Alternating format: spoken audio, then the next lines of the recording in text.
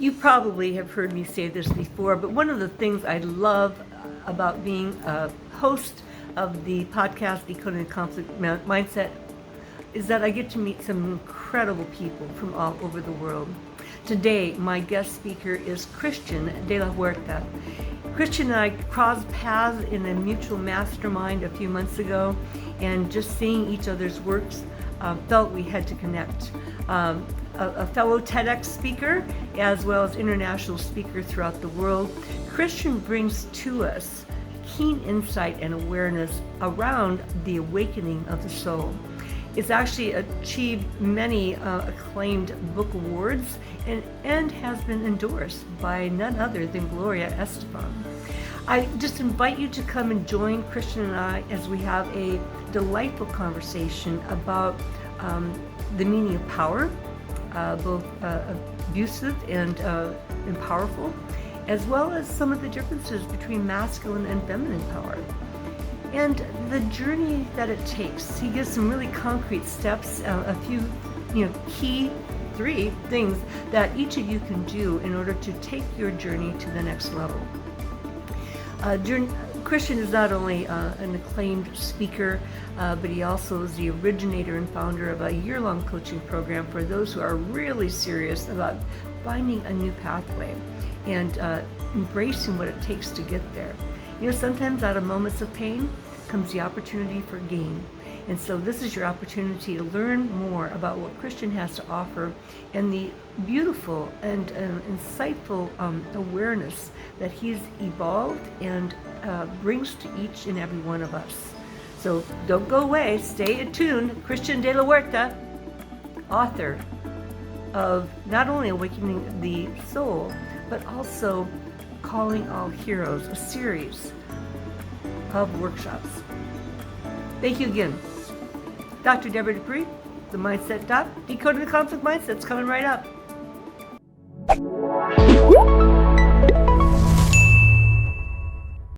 Well, as I promised, another exciting guest here on Decoding the Conflict Mindset, and welcome Christian De La Huerta. Thanks so much for having me on the show, Deborah. I really appreciate being here, and I've been looking forward to our conversation. Absolutely. I always like to sort of clue our listeners and viewers in as far as how we connected. And so I know that we're both part of a mastermind group for the last few months, at least for me, the last few months. And, I've been exposed to your work and your writings, your postings, and just been incredibly impressed and amazed. And I want to hear a little bit more about your story, Christian, on your journey from into heroism and power, because you talk about transforming relationships into power. So what's that about? Well, first of all, thank you so much for the kind and very generous words. I say that I'm really an unlikely person to be speaking about heroism and personal empowerment. Like I know self-doubt. My entire adolescence was one long depression. I even know self-hatred. And flash forward to today, no matter what happens in my life, no matter the details, the circumstances, whether a relationship works out or it doesn't, whether a project succeeds or it fails, in quotes, never, ever, ever do I question my sense of self. That is established and unshakable. So I know that if that can happen in me, that it can happen in anyone. And, like you, I was one of 9 kids. Yeah. And I grew up my first 10 years of life in Cuba, in a communist regime. And for which I'm actually really grateful, because you learn to value certain things that you take for granted here in the US or in other free, democratic, developed countries. And of course, not the least of which being the freedom of choice and the freedom to choose what you want to do with your life and what you want to make of it. But when we came to the States, we lived in Georgia, in a very small town in the center of Georgia, and I didn't speak a word of English, which deepened that sense of not fitting in, of being different, of being the other. And in high school, I was a good student. That's one of the benefits of having been raised without a TV. Is like we grew up reading and inventing our own games, and I'm really grateful for that as well. And then we had a TV, but there was nothing worth watching in terms of programming and content. So I had pretty much a 4.0 in high school. You know, I think I had all A's except for one B my last year. And of course, I didn't set out to do this consciously, intentionally, but looking back on it, I know that I sabotaged my GPA, because at that point in my life, there was no way, there was no human way that I could have stood up in front of a room with, 1,000 people and delivered the valedictorian speech. I just wasn't up for that. And again, flash forward to today, I've spoken all over the world in conferences and universities on the TEDx stage.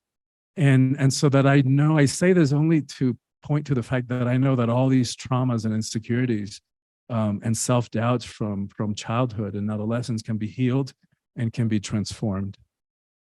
Wow, that is incredibly powerful. I appreciate, sort of the yin and the yang, of the duality of, growing up in Cuba, what you gained from that, as well as, the impact of some of those experiences and your family upbringing in terms of how we show up as adults. And that's a lot of what I talk about too, in terms of, my little story is, I didn't have a voice and I didn't have a choice. We were to be seen and not heard. And so it's amazing, and you talked about that just now. It's amazing about, these influences that we have show up in our adult lives, that until we stop and reflect and think about it, as far as what keeps us back, we never are clear on how we can overcome that. One of my sayings is that imagine where I would be if I just got out of my own way. Exactly. Yeah. Exactly. That's the only limitation in our lives, is like right in here. Yeah. And courage right here. Yeah, for sure. Yeah. For sure. So on that note, you talk about heroism, and we'll get into some of the male-female dynamics that you bring up in your work and so forth. But when you talk about heroism, what does that mean to you? Well, that's a great question, because it's confusing for most of us. And we tend to project that out. We tend to admire heroism in others, usually first responders, warriors, people who actually place their lives at risk for the sake of someone else. Or maybe we think of a superhero. Maybe the pandemic, I think, forced us to expand that definition of heroism, so that now we include our healthcare practitioners, our nurses, our doctors, our respiratory therapists, and I think even our delivery people and grocery store clerks, who made so many sacrifices and in some cases placed themselves at risk for the sake of the rest of us.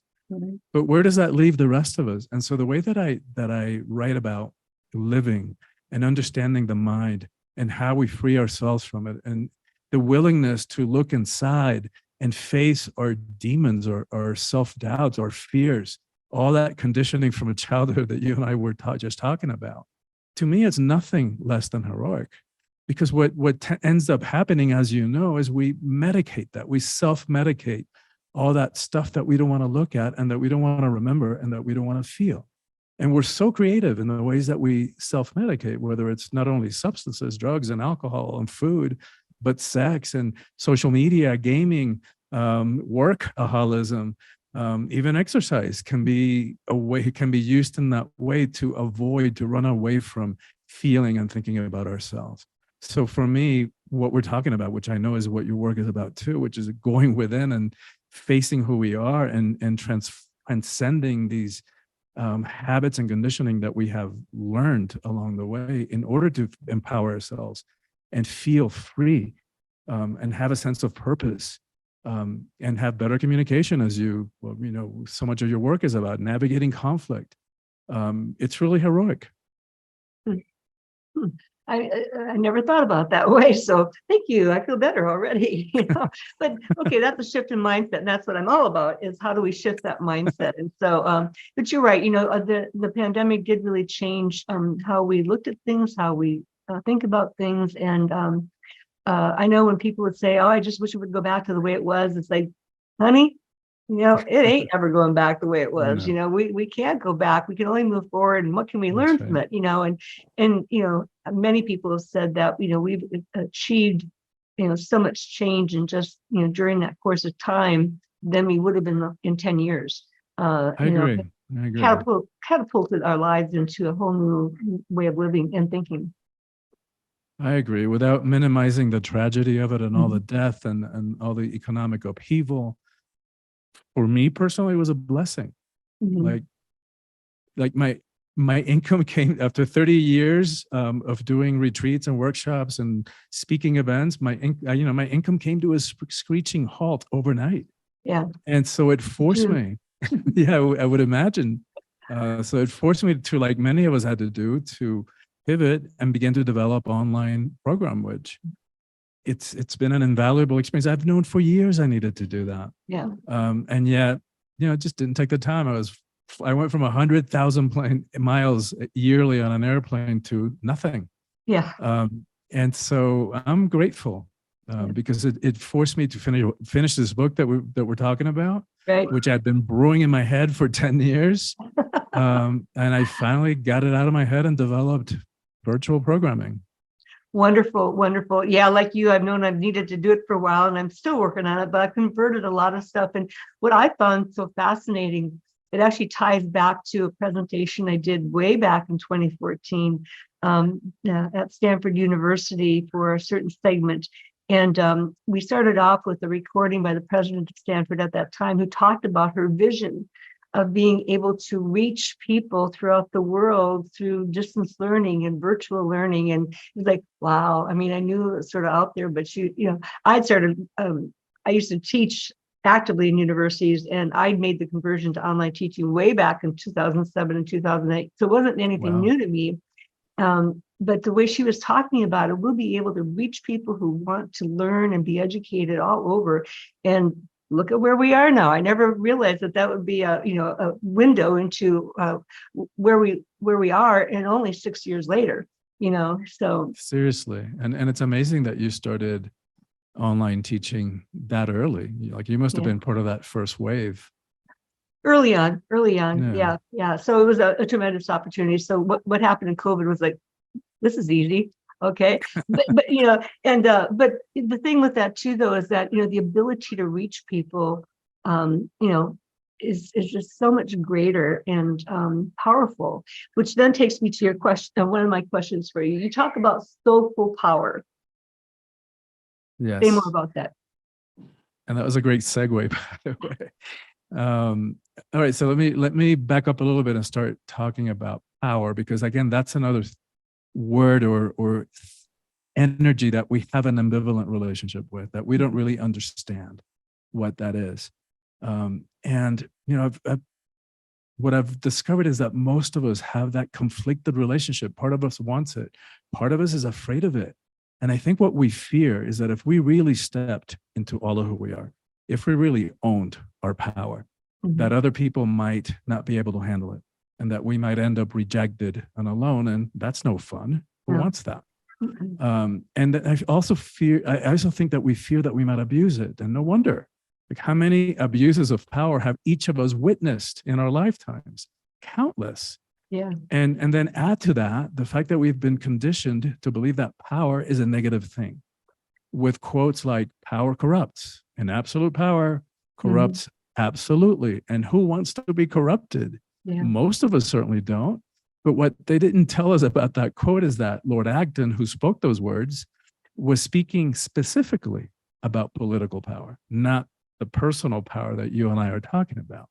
So when you add to that, and this connects to your work and your expertise in the area of emotions, when you add to that mix the fact that we've been conditioned to run away from our emotions, to be afraid of them, we've labeled the emotions weakness,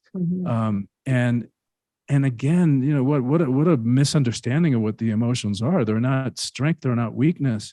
They're just energies, like everything else in creation. Energies coursing through our bodies. And when you put all that into the mix, what happens is that we end up giving away our power.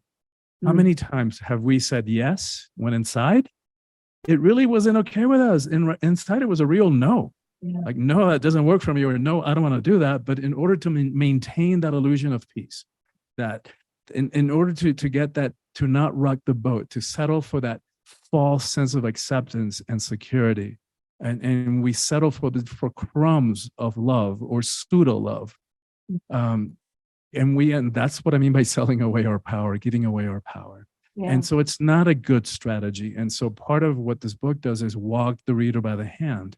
And my year-long coaching program does the same thing, so that we learn different ways of looking at power, so that we can claim it or reclaim it and find ways of expressing it that are a match for who we are. That doesn't require that we push anybody down or step on them in order for us to feel powerful. That we own a kind of power that is not about hierarchy, control, fear, force, domination, manipulation, which is all the qualities that we tend to associate with power that we reject. Good-hearted people don't want anything to do with that.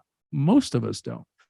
And so I talk about worldly power or ego power, which is the way that most of us relate to power. We tend to associate people, people who have money, who are famous, who are high up in some kind of hierarchy, whether it's the corporate ladder or any kind of institution. But the thing about all those kinds of external, of worldly power, they're external. So that means they're fickle. Here today, gone tomorrow. They're not an intrinsic part of who we are. Yeah. Worldly power is also always has an agenda. Like, it's always trying to grab something for itself and get something for itself. And it believes that power is zero sum, so that your having power takes away from mine. So I'm going to hold on to it, and it's going to be power over rather than the power with. That is an expression of what I call soulful power or spiritual power, which, by the way, is no less powerful. But rather than having an agenda, its goal, its intention is service. It's about making a difference. And rather than being like self-aggrandizing and blowing itself up to seem bigger than it actually is, it's very humble. It doesn't need to prove anything to anybody. So I think about Gandhi or Gandalf, if you like the Lord of the Rings, in their simple monastic robes, their sandal feet. From looking at them from the outside, you'd never know how much power they hold until it's needed. Yeah. And then get out of the way. Gandhi brought the British Empire to its knees when it was at its highest point in terms of global reach and influence. And he did that without ever shooting a gun or landing a single punch. Yeah. Talk about power. And that's the kind of power that we all have inside of us. And nobody can give it to us, and nobody can take it away. We are the only ones who can give it away. Yep, we are the keeper of our power. Yeah, exactly. You raise a really interesting point that I had an awakening while you were talking, as far as, I oftentimes will talk with people about, what comes to your mind when you think of conflict, and it always starts off negatively. People perceive conflict as being negative, but then pretty soon somebody starts talking about, well, wait a minute, there's some good things about conflict too. And I realize that a lot of people have that same or similar concept about power, power being used coercively or power over someone rather than power with someone.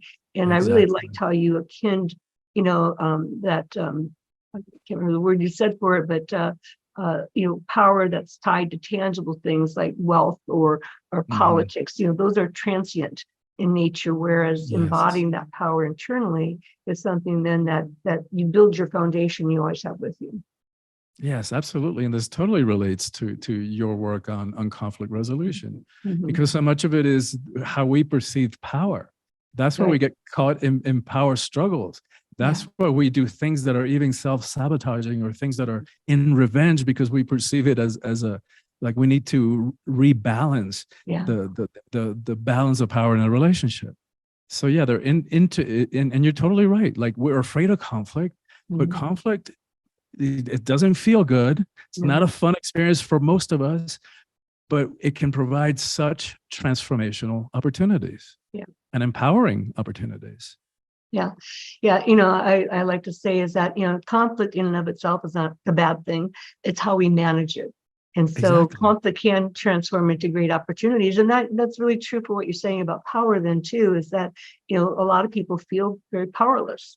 And therefore then they become the recipients or victims of what's happening around them rather than saying, well, where do I have some control? Not adverse control, but where can I take charge of those things that are most immediate in my life. And I think, to me anyway, that's how I'm interpreting your sense of soulful power, in terms of that power within. Yeah, absolutely. That's exactly what I'm talking about. And yeah, what happens when we feel disempowered, Mm-hmm. we end up taking or expressing, and all of this, of course, subconsciously, expressing, what I call unhealthy expressions of power. Like we're not ready perhaps for to face somebody else like in a direct conflict or like let's work this out. Mm-hmm. So then but then we still have that feeling inside of like, hey, this is not right, this feels Yeah. like an injustice. So we end up doing things like passive aggressiveness, Mm-hmm. which is a power game. It's Yeah, a way it to is. rebalance that power, but in a different way, not directly, but say, I'm watching TV and my, roommate, my partner, whatever, is in the kitchen. Hey, can you come help out in the kitchen? I like, yeah, I'll be there in 5 minutes. 10 minutes later, hey, can you come help in the kitchen? Yeah, I'll be right over. That's what I'm saying. But inside, what I'm really saying is, screw you. I'll come over when I'm good and ready because Yeah. I'm really into what I'm watching right Yeah. now. Yeah. Yeah. Or another one's like, oh, sorry, honey, I've got a headache. Like, that's what we're saying. But inside, we're really saying, screw you. Yeah. Hell is going to freeze over before you get any tonight. Yeah. Well, I actually, what you just described has led me to what I call the two-part conversation. And just like you said, your other person is asking you to come in the kitchen, you're in the middle of something else. And so that's where the two-part comes in. It's like, if you just come in and interrupt me, it's like, I'm not focused on what you're saying. I'm not even listening. I'm still over here and you're trying to Right. talk to me. Where's that getting us, Exactly. Yeah. And so it might be, it's like before you start dinner, it's like, what, I could really use your help in the kitchen in about 15 minutes. Does that work with you with what you're watching? There you go. There you Now you go. have the conversation and negotiation. There you go. And Yeah. in an easy, empowered way. Yeah. Yeah. And it's So being power with you. proactive. Yeah. It's also a way of saying, Exactly. Christian, I'd really like to spend some time with you. Let's do it over cooking. Yes. Yeah. That's proactive. And it's empowering. It's like we're letting the other person know what we would like and what our likes and what our dislikes are. Yeah. And that when we the more we do that, the less conflict we're gonna have. You got it. Yes, yes, yes. I do want to touch on a couple of topics. I know your book, it's called Calling All Heroes, right? The series is called Calling All Heroes. Okay, okay. This first book is called Awakening the Soul of Power. Okay, I wanted to make sure I got that right and distinguish between the two because I've got a couple more questions with you, but I know that you've received some very prestigious awards for your book, Awakening the Soul of Power, and you referenced Gloria Estefan. Now, there's two things. I know you referenced in your book, you talk about the feminine power, but I also wanted you to comment on the notion of masculine power, healthy masculine power. Let's start there. Right. Yeah, I'm very grateful about the amazing reviews the book has gotten and the awards, but I'm most proud of the endorsement from Gloria Estefan. Yeah. Yeah, I love that. And I'm still so humbled by that. So yeah, let me address it this way. The book is for everybody. Okay. But it has because I think we all struggle with issues around power. Mm-hmm. But it has a particular message and dedication for the empowerment of women. And that comes from my belief, and I think it's more like a conviction, that the empowerment of women is the single most important thing that needs to happen in this world. And it's not to idealize women. It's not to put women up on a pedestal. Women also abuse power. Mm-hmm. And it's certainly not to give women more crap that they have to clean up in this world of ours. To clean up the mess that we have collectively made. And it's because I think of it strategically. Like, what is the one thing that when we focus on that is going to impact everything else? And I think about that's what I land on. When women are in 50% of power in this world, and I don't think we're anywhere close to that yet, we're going to have a very different relationship to war, to poverty, to hunger, to social justice, to how we treat the environment, to all of it. And so for me, it's a strategy. If I focus on that, then that will have a ripple effect and influence all the others. But again, we don't want to leave men behind, and it's not to demonize men at all. I think men have also been paying a price for this patriarchal power over highway mentality, my way or the highway relationship to power. It doesn't work for anybody. Like, of course, it doesn't work for women, and it hasn't worked for women and who have experienced incredible abuses over the last several thousand years in this patriarchal time. But men have also been paying a price. And let's look at a couple of numbers that point to that. Mortality. In the US, women outlive men by 5 years. When you look at those numbers globally, it's 7. Let's look at suicide rates, which is connected to that. In the US, and I only have numbers for the US for suicide, but in the US, men commit suicide 4 times as frequently as women. And in fact, 70% of the suicides committed by middle-aged white men, which I think pretty inarguably is the group that still holds the majority of the power in the world. Yeah. So what one would think, well, they have most of the power, they should have most of the privileges, and they should live longer. But no, it doesn't work that way. And they're obviously not happy if they're taking their life 4 times as frequently. So what's up with that? And I think that part of it is, and this also connects to your work with the emotions, is that we've developed this twisted, limited, and limiting way of thinking about what it means to be a man, also about what it means to be a woman. But in this case, we've developed this unrealistic and unhealthy belief that to be a man, you got to walk around like this uncaring, unfeeling robot. And that's, that it doesn't work. It's because it's mistaking. It's based on a mistaken understanding and a misunderstanding about the emotions and about the feminine, because the conditioning starts really young. Little boys don't cry. Well, why not? Because only little girls cry. And then what does that mean? Right? That the emotions are weakness and that the feminine is weakness. It's like, wait a minute. You want to talk courage, strength, resilience? Let's talk about the power of creation that resides in a female body. And I hope this doesn't offend anybody in your audience, but this is Betty White, who reminds me, by the way, you remind me of her. You got that twinkle in the eye. People said this, as I've gotten older, I used to be Cameron Diaz when I was younger and thinner, and now it's Betty White, but I'll take it either way. Well, I think what I'm looking at is that twinkle in your eye and the smile. And so anyway, she was being interviewed, the story goes, that in this one of those multiple celebrity shows, and somebody said something about having balls. And she goes, wait just a minute. Where do we get this connection between courage and strength and having balls? Because you thump those little things and the guy collapses, bends over in pain. You want to talk courage and strength? Let's talk vaginas. Those things take a pounding. and then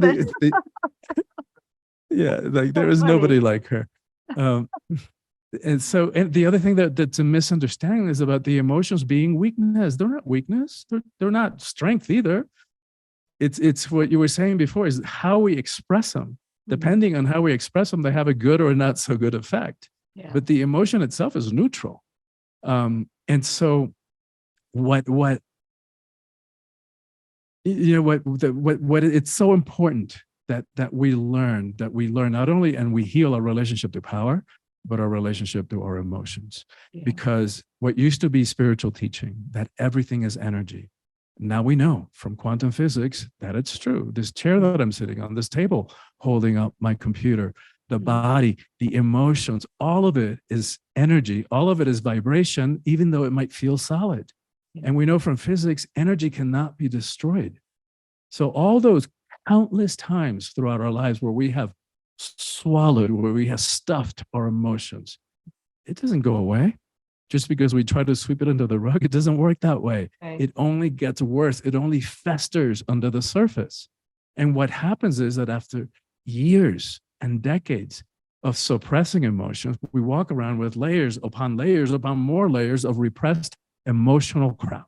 And then here we are trying to have a relationship, and all of it is getting filtered Yeah. through that lifetime of unhealed past trauma and repressed emotions. Yikes. Yeah. Yeah. How Well, any relationship can work boggles the mind.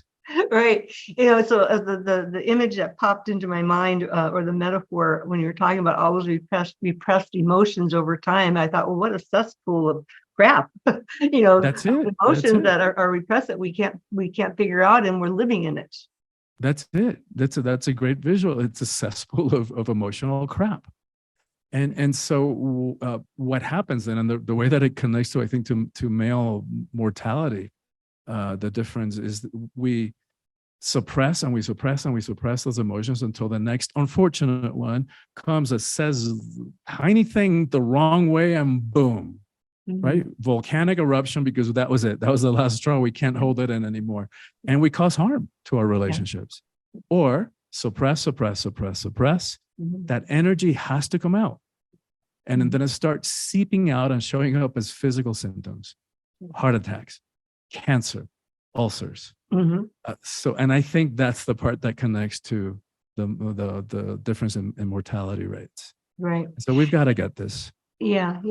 And that's, I went back to get my doctorate degree rather later in my career. And but it was so fascinating, because what we now know about psychology and the neuroscience of psychology in our brains is so tremendously different than what it was. Okay, I'll date myself. 30 plus years when I went to graduate school. So it was just a fascinating journey. And so that's one of the things that the evidence, the science is so very clear that, again, mismanaged, repressed emotions are the source of a lot of that internal organ dysfunction and disruption of our bodily functions, because of the brain body connection. And so I like to talk about the brain being an organ just like the rest of them. It just happens to house our mind. And so we very much are influenced by the neurology, the chemical balance, and what's going on, and understanding the workings of the brain just enough to understand those pathways. We can make powerful turnarounds in our health and our well-being on the physical as well as the emotional sides of things. Yes, and by the way, since we're speaking about this, I would like to recommend and point the listeners and your audience to your TED Talk on the emotional hijack. Really important information in there, talking about recent brain science. Yep, thank you. I appreciate that. There are a couple of things that we've talked about your year-long coaching program. We've talked about your Calling All Heroes series, the Waking Soul of Power, which is received very prestigious awards. What would be if you think about people who want to take the next steps on their journey to empowerment, what are 2 or 3 things that you might suggest to them so that they can walk away from our podcast today and say, that was really meaningful. Listening to Christian really gave me some concrete steps that I can take to make a difference in how I show up with my own personal power? Yeah, well, I mean, great question. I'm all about practical steps and stuff that's going to have a real effect in real human lives and have an impact on our relationships, personal or professional. And so first of all, understand what we're talking about, power and the different types. So plug my book, it's like I developed it in a way that's it's for ease of digestion, short chapters with interactivity, questions at the end of each chapter. So you can take as long as you want. That's part of what I do in the year long, is just spread out the teachings over the course of a year so that it's easily digested and so that the transformation becomes more sustainable. And so, because we're going through our lives as we're diving into the teachings and applying them to our lives and to our relationships. So understand the difference about power, and then understand your beliefs about power, because we've all been conditioned about it. So take some time. It's well worth the effort to go figure out, why do I believe the things that I do about power? so that then you can start introducing new choices, right? If you want to land on those same beliefs, all more power to you, right? But at least be willing to question them and look for alternatives and to analyze for the possible ways of looking at it. And if you land on the same thing, go for it. But at least be willing to question. Yeah. And then secondly, to me, there's no way to avoid going within, because we can't do anything about what we can't see. So we have to be willing to do that heroic work of turning our eyes within and looking at ourselves and asking ourselves, why do I do the things I do? And why do certain people trigger me? When maybe the same behavior from a mutual friend gets me all worked up and riled up, and for you it's like, oh, no big deal. So why? And it doesn't excuse the friend's behavior. That's a whole other conversation. It's more about why does it trigger me, and what are my patterns? What kind of situations? What kind of relationships trigger me, and in what kind of relationships do I tend to give my power away? Do I tend to do that with authority figures, parental figures, bosses, coaches, spiritual leaders, that kind of thing? Or do I get more triggered in personal, intimate, romantic relationships that those seem to hit me more at a more deeper identity, core identity issue? So, but it's going to be different for different people. So we have to figure that out for ourselves, because nobody's going to tell us that. So we've got to be willing to do that work. And then I would say, finally, develop a mindfulness practice, whether it's meditation. And even if, I know that word is scary for a lot of people, but even if you sit with yourself, looking outside your window, looking at nature, looking at your fish tank for 5 minutes, 3 times a week, without doing anything else, without checking your messages, that alone would be life-changing. Because that's what's going to give us that. Even for most of us, when we meditate, it's kind of boring. And it's like, there I am, counting my breath or repeating my mantra or whatever it is that we do. And then suddenly I'm checking things off a to-do item, back to my breath. Or there I go. I was rehashing that argument I had with my colleague yesterday, back to my breath. Then I'm projecting into the future, figuring out, what I need to do for my grocery when I go to the grocery store.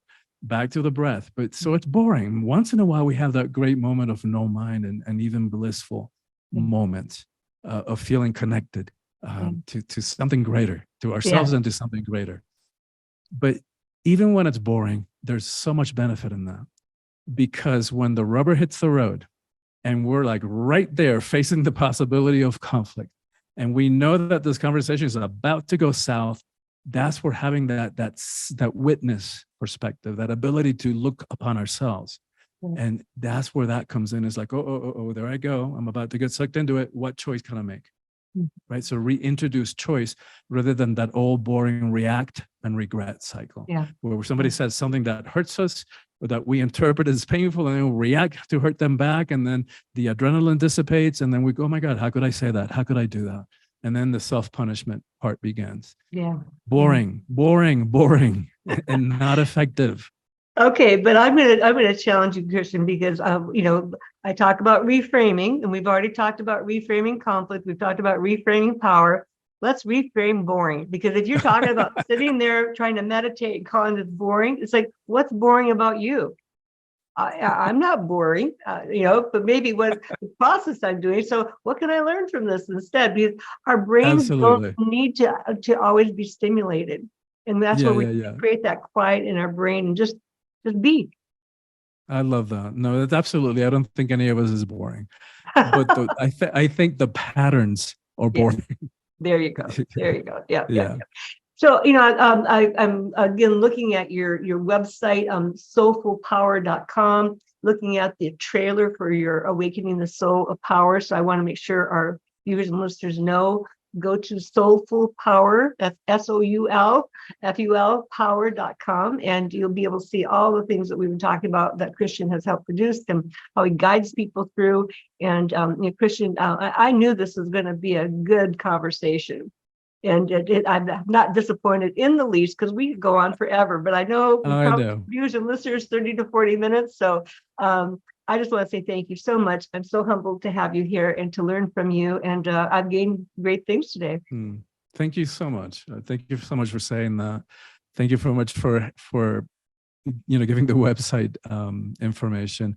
And thank you for having me on the show. And thank you for having the show. I really know, Deborah, that in your willingness to do that, many, many lives are being touched and improved and enhanced. So I really believe that we're all in this together. So thank you for forwarding our collective progress and Well, thank you. evolution. Oh, thank you. I appreciate that, because after all, viewers and listeners, my goal is to bring peace to our worlds, one conversation at a time, and it starts right here. Well, this is it, Decoding the Conflict Mindset. If you liked what you heard, please tell people about this interview with Christian, and please subscribe and be ready for our next show in just 2 more weeks.